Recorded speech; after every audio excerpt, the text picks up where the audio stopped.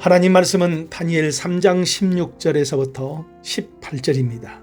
사드락과 메삭과 아벳느고가 왕에게 대답하여 이르되 느부갓네살이여 우리가 이 일에 대하여 왕에게 대답할 필요가 없나이다.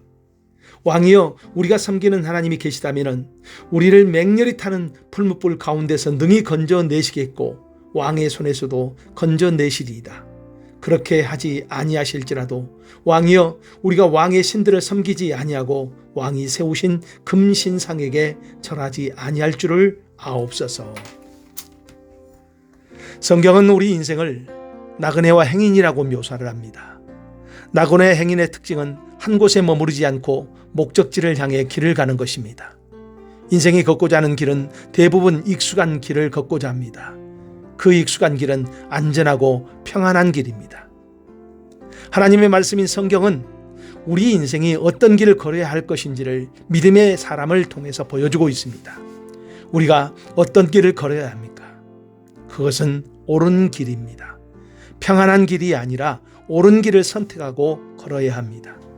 우리나라 초창기에 기독교 선교사들이 들어왔습니다. 주로 미국 선교사들이 대부분이었습니다.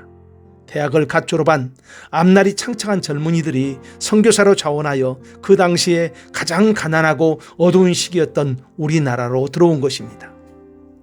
미국에 있었다면 그들은 상류층 엘리트로서 부와 명예를 누리고 살 수가 있었을 것입니다.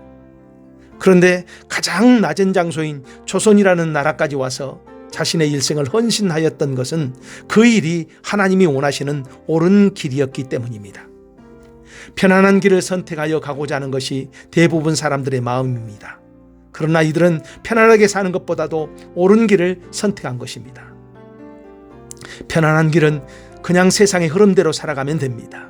이와 반대로 옳은 길은 대가지불이 필요합니다. 그럼에도 불구하고 믿음의 사람들은 옳은 길을 가야 합니다. 그것이 바로 하나님이 원하시는 길이기 때문입니다. 잠언 12장 28절에는 공의로운 길에는 생명이 있나니 그 길에는 사망이 없느니라 말씀합니다. 그리고 그 옳은 길을 힘들지라도 포기하지 말아야 합니다. 다니엘 3장에는 3명의 믿음의 사람들이 나옵니다. 이 사람들은 신앙의 옳은 길을 선택합니다. 그런 그들은 고발을 당하여 그 당시 급하고 잔인한 성품을 가진 느부갓네살 왕 앞에 섭니다. 그 왕이 호의를 베풀지요. 이제라도 왕이 요구하는 편안하고 안전한 길로 돌아오면 용서를 해주겠다고 합니다. 그럼에도 불구하고 그들은 이렇게 고백을 합니다. 왕이시여 이 일에 대하여 우리가 왕에게 대답할 필요가 없나이다. 하나님이 건져주실 것이고 그리 아니하실지라도 우리는 여전히 신앙의 옳은 길을 선택하겠다고 선언을 합니다. 편안하고 안전한 길로 들어서라는 왕의 요구 앞에 그들은 자신의 하나님의 옳은 길을 포기할 수가 없다고 한 것입니다. 왕의 호의를 무시한 그들은 용광로 속으로 던져집니다. 빠져나올 수 없는 사망의 음침한 골짜기로 들어간 것입니다.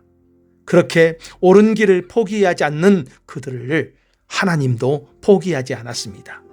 불 가운데서도 죽지 않고 살아나는 기적이 일어나고 왕이 그들의 신앙을 인정하고 높여지는 그런 역전의 상황이 되어버립니다.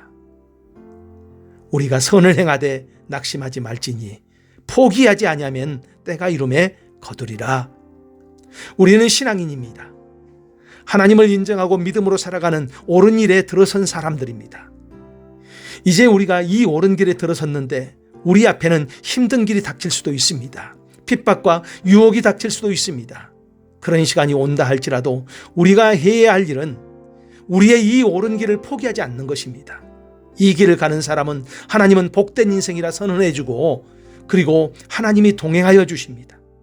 이 복된 인생이 당신이 되기를 축복합니다. 기도합니다. 하나님 감사합니다. 오늘 또 우리로 하여금 신앙의 길을 가게 해 주심을 감사드립니다. 날마다 깨어서 우리의 신앙이 더 견고해지게 하여 주옵소서. 예수님 이름으로 기도합니다. 아멘.